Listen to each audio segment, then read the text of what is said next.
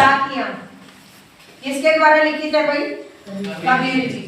हालांकि ये पहली बार तो नहीं कर रहे, कई बार कर चुके इससे पूर्व भी, ठीक है, लेकिन उसके बावजूद भी जो है एक एक करके मैं आप लोगों को इसकी व्याख्या करवा देती हूँ। मान सरोवर सुभर जल हंसा केली कराही, मुक्ता फल मुक्ता चुगे अब उड़ी अनंत न जाए। हाँ जी, यहाँ पर जो है कबीर जी ने क्या कहा है कि मान सरोवर सुभर जल हंसा केली कराही, मुक्ता फल मुक्ता चुगे अब उड़ी अनंत न जाए। कबीर दास जी कहते हैं कि हमारा जो मन है वो मान सरोवर रूपी जल से जब भरा हुआ होता है तो आत्मा रूपी हंस इसे छोड़कर नहीं जाना चाहता। किस प्रकार कि जिस प्रकार किसी झील जो पानी से लबालब होती है उसे छोड़कर हंस कहीं और नहीं जाते जब उन्हें चीज मिल रही है, तो ठीक उसी प्रकार जब हमारा ज्ञान रूपी क्यों कहा है कि जब हमारे मन में पूरी तरीके से ज्ञान भर जाता है हमारे हृदय में, तो उसके बाद आत्मा रूपी हंस हमारे साथ निवास करना चाहता है। ठीक उसी प्रकार जिस प्रकार भरी हुई झील को हंस जो है कभी भी छोड़कर कहीं और उड़कर जाना नहीं चाहता। ठीक है जी, सिर्फ इतना ही है। प्रेमी ढूंढत मैं फिरो प्रेमी मिले न कोई, प्रेमी को प्रेमी मिले सब विषम थोड़ी। क्या कहते हैं? ईश्वर प्रेमी।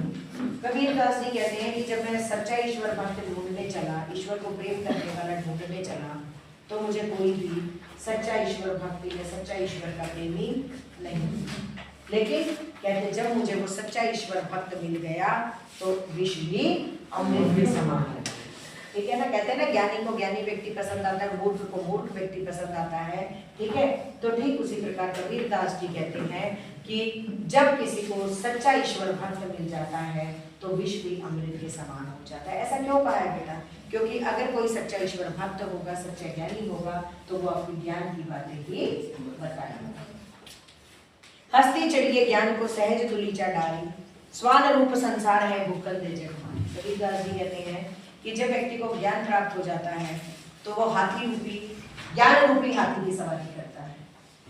और जब व्यक्ति को ज्ञान मिल जाता है तो बेटा संसार के लोगों की तो बोलने की आदत होती है, लेकिन जो ज्ञानी व्यक्ति होता है वो किसी प्रकार की भी परवाह नहीं करता। वो ज्ञान रूपी हाथी पर जब सवार होकर चलता है तो उसके बाद जो भौंकने वाले लोग हैं संसार के, उन्हें कबीर दास जी ने कुत्ते के समान कहा है कि जिस प्रकार व्यक्ति जब ज्ञान रूपी हाथी पर सवार होकर चढ़कर चलता है तो बाकी जो संसार है वो कुत्ते के समान भौंकता रहता है और ज्ञानी व्यक्ति इन सब की परवाह नहीं करता। पखा पखी के कारण पखा पखी के कारण सब जग रहा भुलान, निरपक होई के हरि भजे सोई संत सुजान। कबीर दास जी क्या कहते हैं कि पक्ष विपक्ष के कारण क्या हो रहा है, ये सारा जग जो है वो क्या भूल रहा है? सच्चे ईश्वर, सभी बातों को भूलता जा रहा है। निरपक होई के हरि भजे, लेकिन जो निष्पक्ष होकर परमात्मा की भक्ति करता है वास्तव में वही सच्चा संत कहलाता है। अर्थात क्या कहना चाहते हैं कि यहाँ पर कबीर दास जी क्या कहते हैं भाई? कवि क्या कहना चाहता है कि जो व्यक्ति हिंदू और मुसलमान करते करते इस झगड़े में भगवान के ऊपर लड़ता है तो वास्तव में वो सही ज्ञानी व्यक्ति नहीं है। ईश्वर का सच्चा भक्त वही है जो ईश्वर के एकाकार रूप को स्वीकार करता है, जो ना हिंदू करता है ना मुसलमान करता है, ना रहीम करता है ना राम करता है। वास्तव में वही सच्चा ईश्वर भक्त, वही सच्चा संत कहलाता है जो ईश्वर के स्वरूप को पहचान ले। हिंदू हुआ राम कही मुसलमान खुदाई, कहे कबीर सो जीतना जो दुहू के निकट न जाए। कबीर दास जी क्या कहते हैं कि हिंदू लोग क्या करते हैं? राम, और मुसलमान रहीम चिल्लाते रहते। यहाँ पर भी वही बात कबीर दास जी ने कहने का प्रयास किया है, लेकिन वास्तव में सच्चा संत सच्चा भक्त कौन होता है? जो दोनों के नजदीक नहीं जाता। ये नहीं कि वो भगवान की भक्ति नहीं करता, अर्थात जो ईश्वर का बंटवारा ना करके सच्ची भक्ति करता है वही मनुष्य वास्तव में सच्चा भक्त कहलाता है। एक ही बात थी। काबा फिरी काशी भया रामी भया रही, मोट चून मैदा भया बेटी कबीरा जी। कबीर दास जी क्या कहते हैं? भैया काबा भी गए, काशी भी गई, ठीक है, राम भी किया, रहीम भी किया।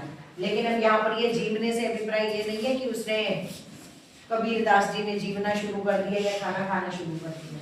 कुल मिलाकर इसके माध्यम से क्या कहते हैं कि भले ही आप काशी घूम लो, काबा घूम लो, राम कह लो, रहीम कर लो, वास्तव में भगवान तो एक ही है। और जो इन सब से ऊपर उठकर ईश्वर की भक्ति करता है, वास्तव में उसे ही सच्ची ईश्वर की जो है शरण मिल जाए। ठीक है जी।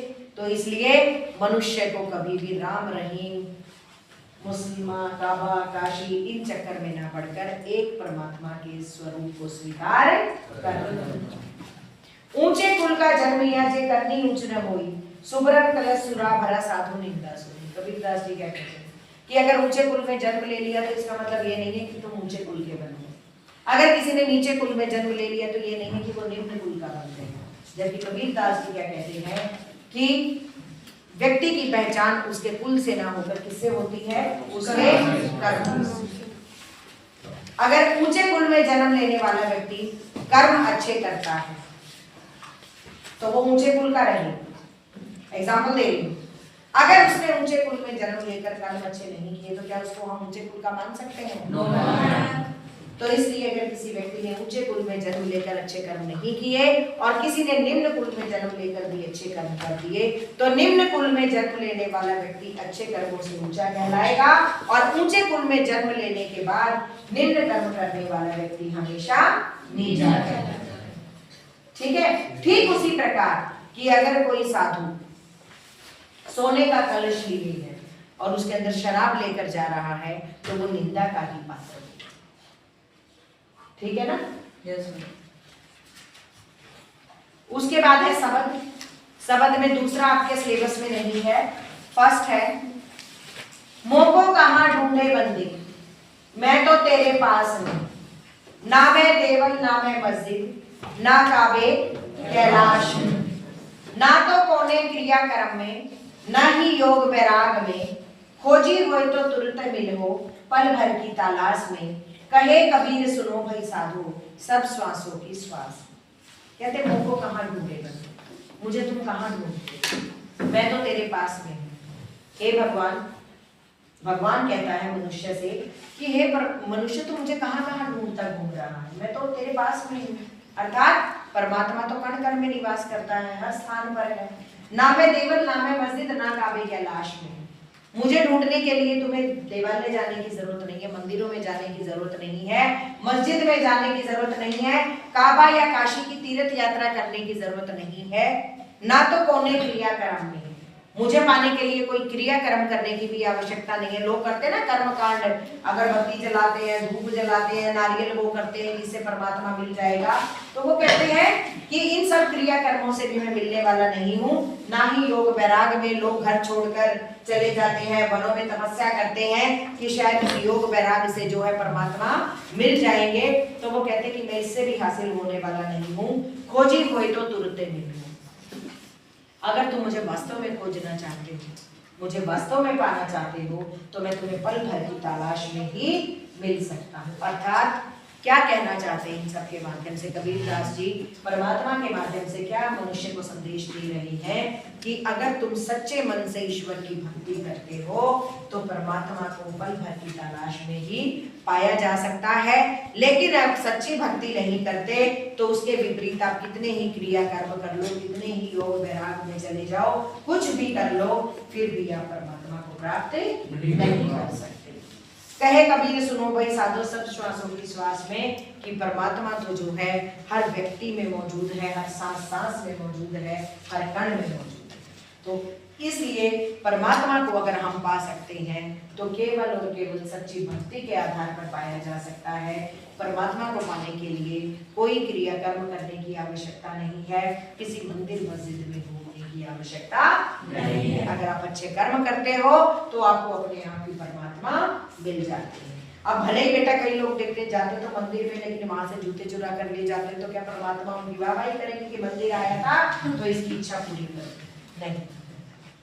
यही संदेश कबीरदास जी ने दिया है कि सच्चे मन से, सच्ची लगन से परमात्मा की भक्ति करते रहो, ईमानदारी से जीवन जीते रहो, सही कर्म करते रहो, तो तुम्हें परमात्मा अपने आप ही मिल जाए।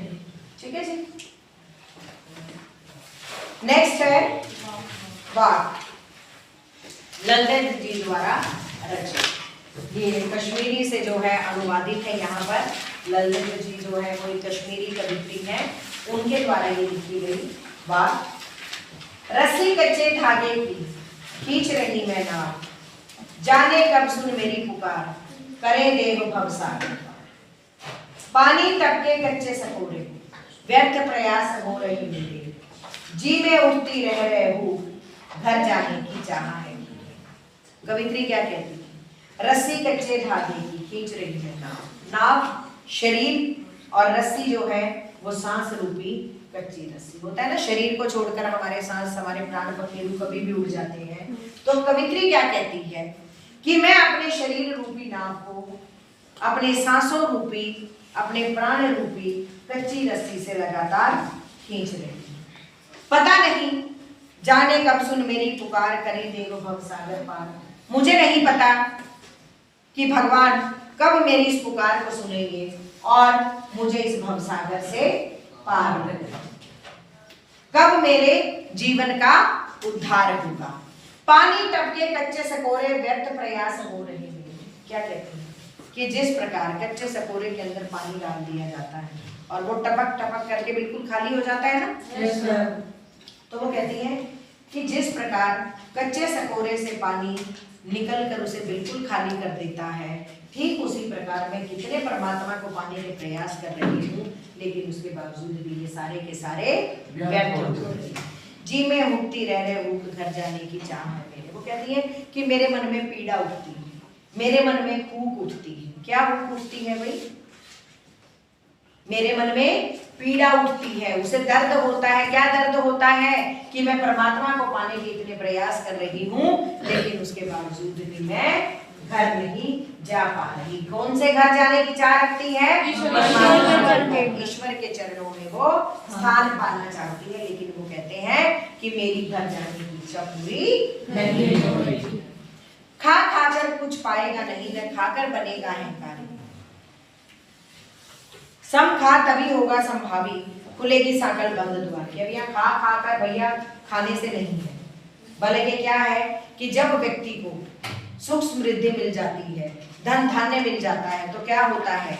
उसके अंदर संतुष्टि के भाव खत्म हो जाते हैं और वो और भी कुछ पाने की चेष्टा करता है।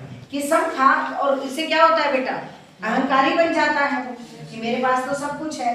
फिर कहते हैं सम खा तभी होगा संभावी। सम कौन सा भाई? सम कोई चीज नहीं है, कोई चॉकलेट नहीं है, कोई टॉफी नहीं है।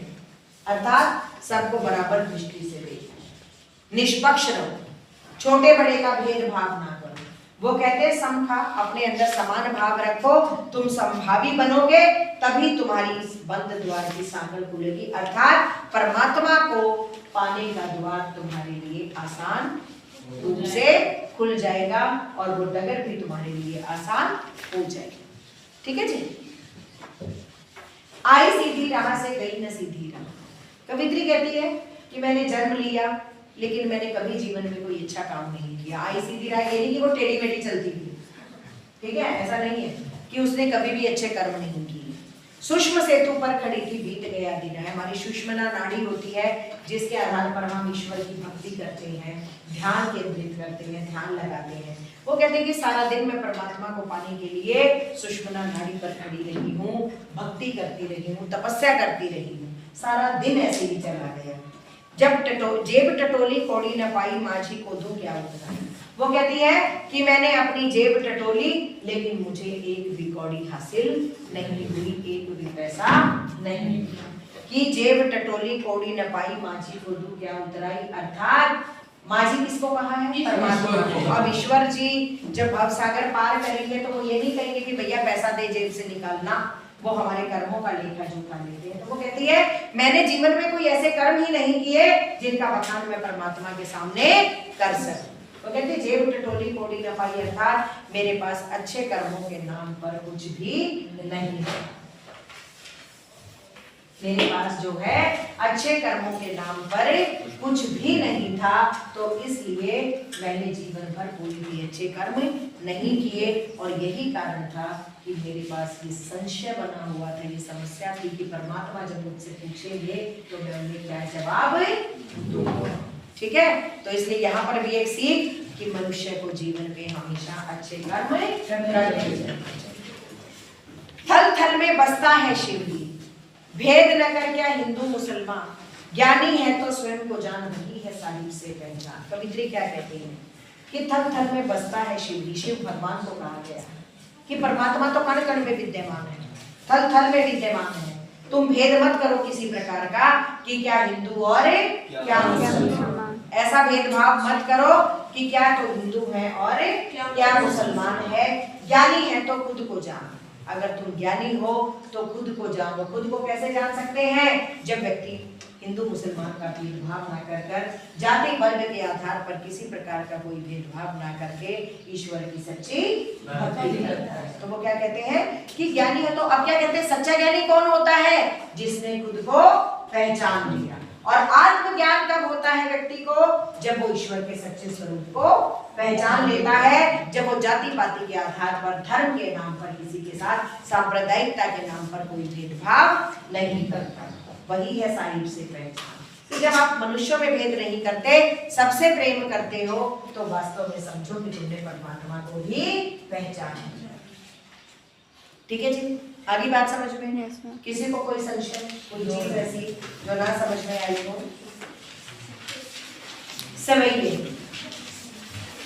रसखान जी के द्वारा रचित है ये, और कृष्ण के वो अनन्य भक्त हैं। तो यहाँ पर जो रसखान जी ने कहा है ईश्वर को पाने के लिए, कृष्ण जी को पाने के लिए अपना सब कुछ न्यौछावर करने की बात कही है, और उनके इन दोहों से भी पता चलता है कि वो श्री कृष्ण भगवान को पाने के लिए किस प्रकार आतुर।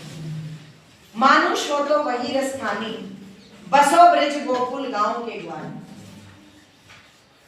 रसखान जी की क्या इच्छा है? वो क्या कहते हैं कि हे भगवान, अगर मुझे मनुष्य बनाओ तो क्या करना? गोकुल के ग्वालों के बीच में पैदा करना, उसका गोकुल का ग्वाला बनाना, वृंदावन का ग्वाला बनाना। जो पशु हो तो कहा बस मेरो, चरो नित नंद की धेनु मझार। अगर मुझे पशु बनाओ तो नंद बाबा की गाय बनाओ। पाहन हो तो वही गिरी को, जो कियो हरिचंद्र पुरंदर धारण। अगर पत्थर बनाओ तो मुझे उस पहाड़ का पत्थर बनाना, गोवर्धन पर्वत का पत्थर बनाना, जिसे श्री कृष्ण भगवान ने धारण किया था अपनी उंगली पर। जो खग हो तो बसेरा करो, मिली कालिंदी फूल कदम की डालन। और अगर पक्षी बनाओ तो यमुना तट के पेड़ पर ही मेरा बसेरा था। आ रही है बात समझ में? तो कहा क्योंकि ये सारी चीजें श्री कृष्ण भगवान से जुड़ी हुई हैं, और रसखान जी श्री कृष्ण भगवान का सानिध्य प्राप्त करना चाहते। या लकुटी अरी कामरिया, पर राज तिहुपुर को तजी डारो। आठों सिद्धि नव निधि के सुख, नंद की गाय चराई विसारो। क्या कहते हैं कि श्री कृष्ण भगवान की लाठी और कंबल को पाने के लिए तो मैं तीनों लोगों का राज न्यौछावर करने को तैयार। मुझे श्री कृष्ण भगवान की लाठी और कंबल मिल जाए। आठों सिद्धि, 8 सिद्धियां बताई गई हैं, 9 निधियां बताई गई हैं, यानी कि 9 प्रकार के जो रत्न होते हैं, खजाने। ठीक है, कहते हैं कि मैं 8 सिद्धि और 9 निधि जो है नंद बाबा की गाय चराने के लिए विसारने को तैयार हूँ, न्यौछावर करने को तैयार हूँ। अगर मुझे कोई कहे कि तुम्हें 8 सिद्धियां चाहिए, निधियां चाहिए, या नंद बाबा की गाय चराने वाले ग्वाले बनोगे, तो मैं क्या चुनूंगा? उनका ग्वाला बनने को मैं तैयार हूँ। रसखान कबो इन आंखें सो ब्रज के बन बाग तड़ाग निहारो, कि मैं इन आंखों से बस हमेशा ही वृंदावन के वनों को, तालाबों को ही निहारता हूं। तालाब होते हैं जलाशय, मैं बस अपनी आंखों से इन्हीं को निहारता रहूं, ताकि मैं भगवान श्री कृष्ण का सानिध्य प्राप्त कर सके। कोटि के कल धोत के धाम करीले के कुंजन ऊपर वारो, कहते कि मैं सोने चांदी के महल भी वृंदावन की कंदीली झाड़ियों के ऊपर बांधने को तैयार हूं। क्यों? क्योंकि वो श्री कृष्ण का सानिध्य पाना चाहते हैं। मोर पखा सिर ऊपर राखी हो, गुंज की माल गरे पहिरोंगी, ओढ़ी पीतंबर ले लकोटी, बन गोधन ग्वारी ने संग फिरोंगी, भावतो वो ही मेरो रस खानी, सो तेरे कहे सब स्वांग करोगी, क्या मुरली मुरली धर की अधरान, धरी अधरा न धरो। एक गोपी दूसरी गोपी को श्री कृष्ण के समान बनने को कहती है, तो वो गोपी क्या कहती है कि मैं अपने सिर पर मोर पंख भी रख लूंगी, गुंजों की माला भी पहन लूंगी, पीले वस्त्र भी पहन लूंगी श्री कृष्ण के भगवान, और लाठी लेकर वन वन गाय भी चरा लूंगी। भाव तो वो ही मेरे रस खानी, सो तेरे कहे सब स्वांग करोगी। क्या कहती है कि जो तुम सारे के सारे स्वांग रचने को कहोगी श्री कृष्ण की तरह, मैं वो सब काम कर लूंगी। या मुरली मुरली की अधरान धरी अधरान धरूंगी, यमक अलंकार है यहाँ पर। वो क्या कहती है, लेकिन मैं अपने होठों पर मुरली को नहीं रखूंगी। क्यों? क्योंकि वो हमारी शत्रु। क्यों बेटा? क्योंकि श्री कृष्ण भगवान जब मुरली बजाते हैं तो वो शुद्ध बुद्ध हो गए। ठीक है। काननी दे अंगुरी रही वो जमनी मुरली धुनी मंद नचे। वो भी कहती है कि जब श्री कृष्ण भगवान मुरली बजाएंगे तो मैं अपने कानों में अंगुली डाल लूंगी। मोही तानन रोर सो रस्तानी हटा चढ़ी गोदन गए तो गए, अगर वो चट्टान पर चढ़कर जो है जोर जोर से भी मुरली बजाएंगे तो भी बजाते हैं, तो बजाने दो। मतलब अपनी तान छेड़ते हैं, ठीक है, छेड़ेंगे तो छेड़ने तो कोई फर्क नहीं पड़ता। तेरी कहो सिगरे ब्रज लोगिनी काले को कितना समझाए, और ये ब्रज के लोग भी हमें कितना ही क्यों ना समझाएं। माई रीवा मुख की मुस्कानी संहारी न जेहे न जेहे न जेहे। वो क्या कहते हैं कि भाई हम कितनी कोशिश कर लें कि हम श्री कृष्ण भगवान के प्रति आकर्षित नहीं हों। वो मुरली बजाएंगे तो कानों में उंगली डाल लेंगी, वो अटारी पर चढ़कर अपनी तान छेड़ते हैं तो छेड़ते नहीं, कोई फर्क नहीं पड़ता। ये ब्रज के लोग भी हमें कितना ही क्यों ना समझा लें, लेकिन जब हम उनकी मधुर मुस्कान को देखते हैं तो हम अपने आप को विवश पाती हैं, संभाल नहीं पाते। आई बात समझ में? किसी को किसी प्रकार का कोई संशय? No ma'am. ठीक है, क्लियर एवरीथिंग? इसके बाद जो हमारी अगली कविता है हम अपने अभी नेक्स्ट पेज पे करेंगे।